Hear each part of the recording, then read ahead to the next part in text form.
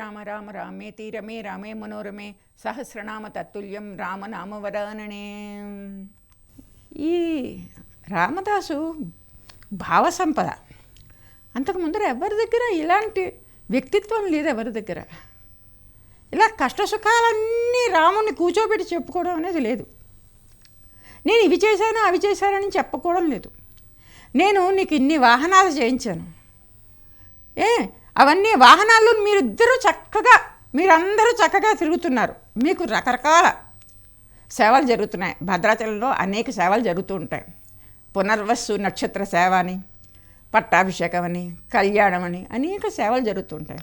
ఆ సేవలప్పుడు మీరు నలుగురు కూడా చక్కగా ఆ పల్లకీలో ఎక్కి ఊరేగుతున్నారు, ఆనందంగా ఉన్నారు. కానీ నేను జీవిని, మనిషిని.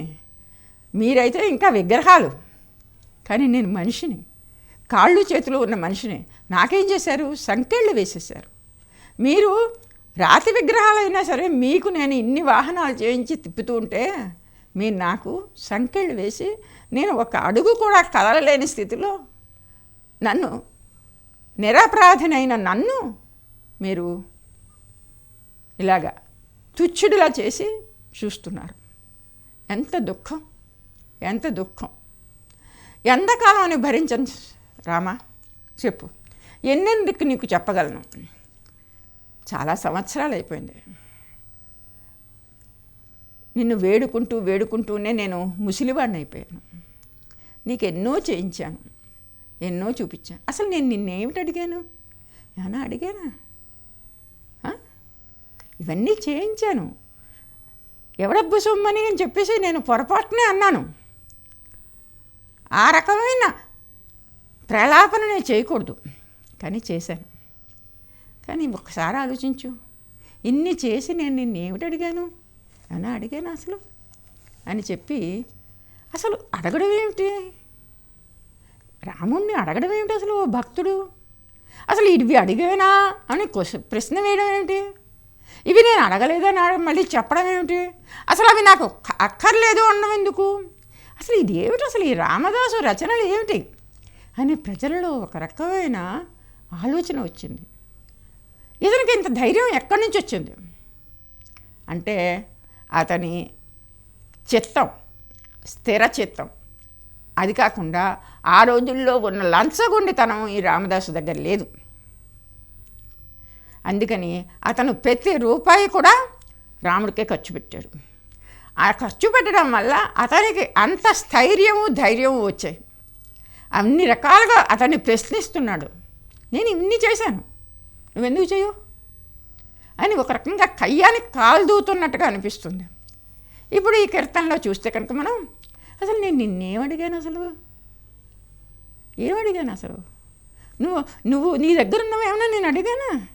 నీ దగ్గర ఉన్నవి నాకు కావాలని చెప్పానా? అసలు నాకు అవి వద్దు అంటూ తను ఏమేమి వద్దనుకుంటున్నాడో చెప్తాడు. సీతారామ స్వామి నే చేసిన నేరం బేమి అని. చేసిన నేరం ఏమిటి? ఖ్యాతిగని పద కంజయుగమునన్నే ప్రీతి గదలపక భేదమెంచి తిన సీతారామ స్వామి నే చేసిన నేరం బేమి. నీ కాళ్ళు పట్టుకుని వేడుకుంటున్నాను అంతే. సమస్త సంపద నీకు ఇచ్చేశాను. నా దగ్గర ఏమీ లేదు. కొంచెం ఈ కారాగారాల నుంచి నన్ను బయటపడేసి నేను పూర్తిగా వృద్ధుణ్ణి అవ్వకుండా నిన్ను సేవించుకునే అవకాశం ఇవ్వు, చాలంతే. ఇంతకన్నా నాకేం అక్కర్లేదు. రంగుగనా 10 వేళ్లకు రత్నపు టుంగరములు నిన్నడిగి తినా. ఈ ఉంగరాలు ఏమైనా అడిగాను నేను? సరదా ఉంటుంది అందరికీ పెట్టుకోవాలని. అయ్యో ఆయన పెట్టుకున్నాడు, నేను కూడా పెట్టుకుంటే బాగుండు అని అనిపిస్తుంది. కానీ ఎప్పుడైనా అడిగానా? చంగటి భూసుర పుంగవులన్నగ చెవులకు చౌకట్లడిగి తినా. చెవులకు ఏమైనా కావాలని అడిగానా? ముంగర గొలుసులు ముచ్చ పుజరములు అంగనలకు నిన్నడిగి తినా. మా ఇంట్లో ఆడవాళ్ళు ఉన్నారు, వాళ్ళు ఇవన్నీ కావాలంటున్నారు. చెవులకి కావాలంటున్నారు, పాపిడి పిందులు కావాలంటున్నారు, చెంపస్వరాలు కావాలంటున్నారు. అవన్నీ వాళ్ళకి కావాలంటున్నారు. నేను వచ్చి అడిగాను నిన్న, వాళ్ళు అడగలేదు, నేను నిన్ను అడగను లేదు. నాకు అవేమి వద్దు కదా అసలు. ప్రేమతో నవరత్నంబులు తాపిన హేమ కిరీటం బడిగి తిన. అసలు ఏమిటి అసలు? నీ రాజ్యం అడిగానా? నీ కిరీటం నన్ను ఎత్తున పెట్టేయమని అడిగానా? ఏమడిగాను నేను అసలు? కోమల మగుని మెడలో పుష్పపు దామములిమ్మని అడిగి తినా. నీ మెడలో రంగురంగుల పువ్వులు మాలలు ఉన్నాయి, అవన్నీ నేనేమన్నా అడిగానా? అవన్నీ నేను అడగలేదే. ప్రస్తుత భద్రాధీశుడవీవని ప్రభుత్వమిమ్మని అడిగి తినా. భద్రాధీశుడివి, భద్రగిరికే నువ్వు అధీశుడివి, అంతా నీ చేతిలో ఉంది. నాకు కూడా కొంచెం ఒక రాజ్యంలో ఒక పార్టీ ఇవ్వమని అడిగావనా? నిన్నేమన్నా అని అడిగానని చెప్పు. దశరథ సుత నీ చేత ధరించిన దాన కంకణం బడిగి తినా. ఖ్యాతిగా నీ పద కంజయుగమునే ప్రీతి కదలుపగ భేదమించి తిని. ఇవేమీ అడగలేదు. ఉంగరాలు అడగలేదు, నవరత్నాలకు హేమ కిరీటం అడగలేదు, నీ మెడలో ఉన్న పుష్పపు మాలలు అడగలేదు, నీ రాజ్యంలో చిన్న మొక్క నాకు ఇవ్వమని అడిగానా? అడగలేదు. ఏమీ అడగలేదు. కేవలం నీ పాదాల దగ్గర ఉండి నీకు సేవ చేసుకునే అవకాశం. ఎందుకంటే నాకు భయం వేస్తుంది. నేను ఇలాగే చచ్చిపోతానేమో, ఈ కారాగారంలోనే చచ్చిపోతానేమో. అంత వైభవంగా నీకు కట్టించిన గుడిలో నిన్ను అన్ని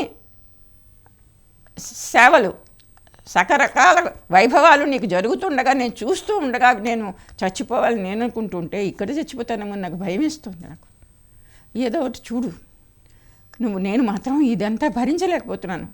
శ్రీరామచంద్ర ప్రభు, నేను నిన్నేమీ అడగట్లేదు అని చెప్పేసి ఆ రోజుల్లో ఇచ్చిపుచ్చుకోవటాలు అంటే లౌకికత్వంగా లంచాలు అవి తీసుకొని, నేను అది నీకు ఇస్తే నీకు అది ఇస్తాను, ఈ రాజ్యం నీకు ఇస్తే అది ఇస్తాను అని చెప్పేసేసి అడగడం, పుచ్చుకోవడం, ఇవన్నీ కూడా రామదాసుకు తెలిసే ఉంటాయి. 16వ శతాబ్దం వాడే కదా.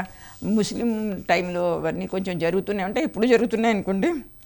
అంతటి నేను అడిగి తినా, నేను అడగలే కదా, నాకు అసలు వద్దు కదా అంటూ అసలు ఈ రకమైన భావ ప్రకటన రామదాసుది చూశాక తెల్లబోయింది ప్రపంచం.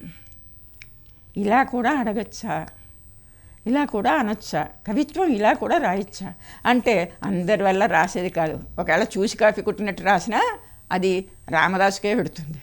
ఎందుకంటే అతని వేదన, దుఃఖం, అతని బాధలు, అతన్ని పట్టించుకోవాలన్న నిర్లిప్తత, ఒక పక్కన వయసు ముదిరిపోతుందన్న దుఃఖం, ఇవన్నీ కూడా రామదాసుని ఉద్రేకంగా తయారు చేశాయి. ఎలాగో అలాగ భక్తుడిని కనికరించేటట్లుగా, శ్రీరామదాసుని కనికరించేటట్లుగా శ్రీరామ ప్రభువుల్ని వేడుకోవాలి అని చెప్పి దాని ఉద్దేశంతో రాసిన కీర్తనలు ఇవన్నీ కూడా. ముక్తి నేనొల్ల నీదు భక్తి మాత్రమే చాలు. నాకు ముక్తి కూడా వద్దు. ముక్తి అంటే మోక్షం, నాకు మోక్షం కూడా వద్దు. నీ భక్తి మాత్రమే చాలు. ఎన్ని జన్మలైనా నీ భక్తుడిగా ఉండదు చాలు అనే స్థితిలో రామదాసు ఉంటాడు. ఇవన్నీ కూడా ఈ పరుషవాక్యాలన్నీ పలకడానికి కారణం ఏమిటంటే కాలం, సమయం గడిచిపోతోంది. తను ఏ రకంగా కూడా శ్రీరాముల వారి సేవ గుడిలో చేసుకోలేకపోతున్నాను అన్న దుఃఖంతో ఇతను ఇవన్నీ కూడా రాసి నేర్పలేదు ఎవరికి. తను పాడుకుంటూ ఉంటే భక్తులందరూ కూడా వెనకాల పాడుతూ ఉండేవారు. తర్వాత ఈ దీపపు సెమ్మెల మధ్యలో పెట్టుకుని దాని చుట్టూ చిడతలు పట్టుకుని ప్రతి సాయంకాలాలప్పుడు కూడా రామభక్తులందరూ కూడా ఈ కీర్తనలు పాడుతూ ఉండేవారు. అందుకే ఇందులో పల్లవి, చరణం మాత్రమే ఉంటాయి, అనుపల్లవి ఉండదు. అందుకని ఎందుకంటే కొంత సౌలభ్యంగా, సులభంగా అందరికీ చేరతాయి ఈ కీర్తనలు. ఈ కీర్తనలు తర్వాత కాలంలో రామదాసు కట్టించిన విగ్రహాలని ముస్లిము ప్రభువుల దండయాత్రలో ఎవరో తీసుకుని వెళ్ళిపోతే అవి అడవుల్లోకి వెళ్ళిపోయినప్పుడు ఈ భక్తులందరూ కూడా అడవుల్లోకి వెళ్ళి ఆ కీర్తనలు పాడుతూ ఉండేవారు. ఆ కారణంగా ఈ కీర్తనలన్నీ కూడా ఇంకా బతికే ఉన్నాయి, మనల్ని చేరుకున్నాయి. ఎంతోమంది మహానుభావులు ఈ పరిశోధనలు చేశారు. ఆ కీర్తనలన్నీ కూడా అక్కడక్కడ సేకరించి సుమారు 400 కీర్తనల దాకా ఇప్పుడు ఇవి మనకి ప్రచారంలో ఉన్నాయి. ఇవి మౌఖికంగా నేర్చుకున్న కీర్తనలు కాబట్టి అప్పుడప్పుడు ఒక పదం ఇటు అటు అవ్వచ్చుగాక, కానీ భక్తి భావం మాత్రం అదే ఉంటుంది. ఒక చోట పుస్తకంలో రాసుకుని నేర్చుకున్న కీర్తనలు కావు కాబట్టి మౌఖికంగా ఒకళ్ళ దగ్గర నుంచి ఒకళ్ళు నేర్చుకోవడం, అందుకని చిరస్థాయిగా ఉంటాయి. తర్వాత వాగ్గేయకారుడైన త్యాగరాజస్వామి ధీరుడవు రామదాసుని బంధము తీర్చినది విన్నానురా అన్నాడు. ఆయన ఏ వాగ్గేయకారుడిని తలుచుకోలేదు. ఎవరు? త్యాగరాజు. కేవలం రామదాసుని మాత్రమే తలుచుకున్నాడు. రామదాసుకి అత్యుత్తమ పీఠం ఇచ్చాడు. ధీరుడవు రామదాసుని బంధము తీర్చినది విన్నానురా అని చెప్పేసి కీర్తనలో అతన్ని ప్రస్తుతిస్తాడు త్యాగరాజు. ఎప్పుడైనా సరే ఒక వ్యక్తి యొక్క వ్యక్తిత్వం ఎప్పుడు తెలుస్తుందంటే, తన తర్వాత తరం వాళ్ళు ఈ వ్యక్తిని, ఈ కవిత్వాన్ని ఆధారంగా చేసుకుని రాసినప్పుడు, ఈ కవిత్వాన్ని వాళ్ళు వల్లించినప్పుడు అప్పుడు మాత్రమే మనకి ఆ కవి యొక్క ప్రతిభ తెలుస్తుంది.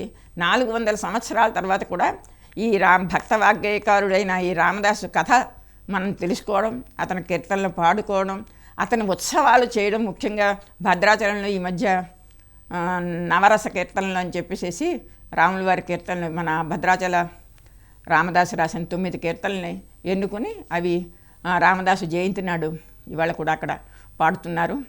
అందుకని ఇవి వివరంగా ఆలోచించినప్పుడు ఇతను చిరస్థాయి, రామదాసు కీర్తనలు చిరస్థాయిత్వాన్ని పొందాయి.